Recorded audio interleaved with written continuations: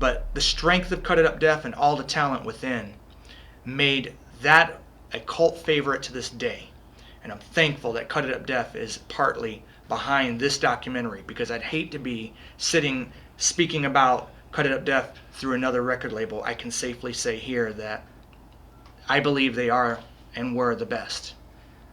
And it's a shame that up until this day, there's only been one Cut It Up Def album. And it's nice to know that that's not going to be the end. But that album remains a cult favorite that most of us still try to get our hands on copies of. Now, Danny D certainly was celebrated.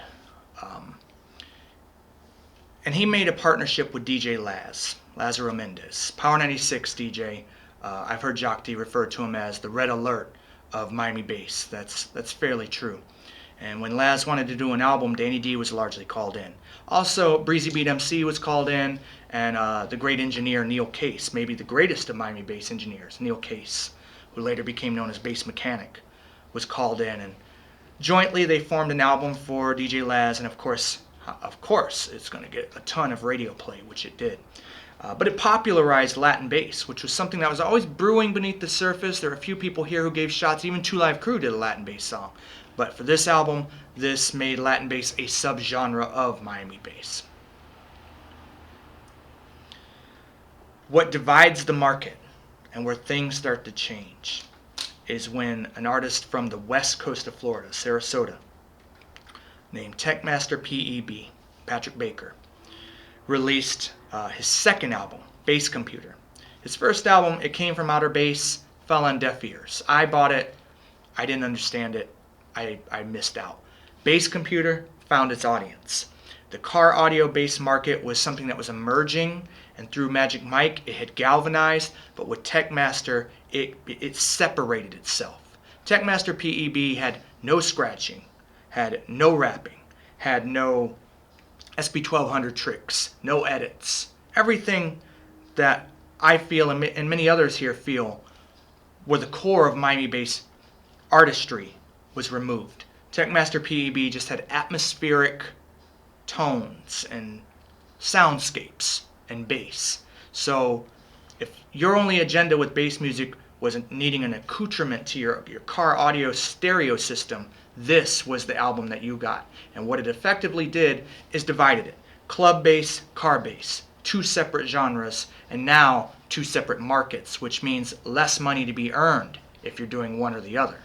So the question is, which one will start earning more? And it turns out that club bass doesn't really make a whole lot of sense, because when you have shows like Yo MTV Raps on the air, Yo MTV Raps isn't pushing club bass music for the most part, although some did make it, such as Raptini on Ice and a few others oddly found songs on Yo MTV Raps once, maybe twice, and that's it. That means rappers locally are going to think, maybe I should make the kind of music that is on Yo MTV Raps. I should be one of them instead of one of them. But for Techmaster PEB, he never had to rely on radio play. He never had to rely on videos. You go straight to the car shows. Everyone at a car show has car stereo, you sell them your product. And this became a cottage industry. And that cottage industry meant quick money, and lots of it.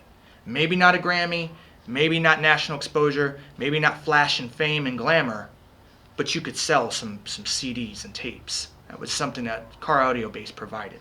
Techmaster PEB pioneered it. If Magic Mike galvanized it, it's Techmaster's game.